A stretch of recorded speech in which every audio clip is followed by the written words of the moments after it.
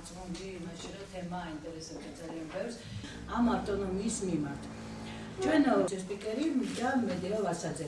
თუმცა ქართლის ერთ-ერთი ჯგუფი მოხსენებს დღევანდელ შეაჯამებს ასე. ჩატარება ადგილობრივი მნიშვნელობის მშენებლობის რეგიონალიზმის არსებითი ნაწილია. რეგიონის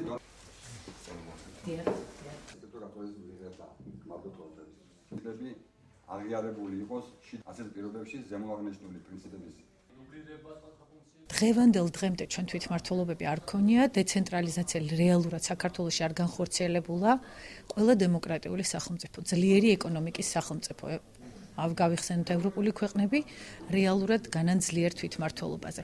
მანამ სანამ ქვეყანაში არ იარსებებს თვითმმართველობა, ჩვენ ვერ ვიტყვით, რომ ჩვენ ვართ დემოკრატიული სახელმწიფო და ევროპულ ღირებულებებზე ორიენტირებული სახელმწიფო. იმ წარმოდგენას, რომ ეს რაღაც გამოიწვევს სეპარატისტული ტენდენციების გამომჟღავნებას, პირიქით ეს არის სისტემა, რომელიც სწორედ იმ მცირე სეპარატისტული განწყობების ჩახშობას და რეალური ინტერესების დაკმაყოფილებას ადგილებზე რეალური ინტერესების დაკმაყოფილებას იწვევს, რომლის გამოც ხშირად ეს პრობლემები წარმოიშობა. მინდა მივიღოთ ახალი კანონები, რომელიც არ იქნება სეპარატისტული, მაგრამ იქნება რეალური თვითმმართველობაზე დამყარებული. ავტონომიას დღეს დღევანდელი კონსტიტუციით არაფერი უფლებები არ აქვს, რა ფუნქცია გაუჩნია, ერთ-ერთი ვაკონტროლოთ ბიუჯეტს.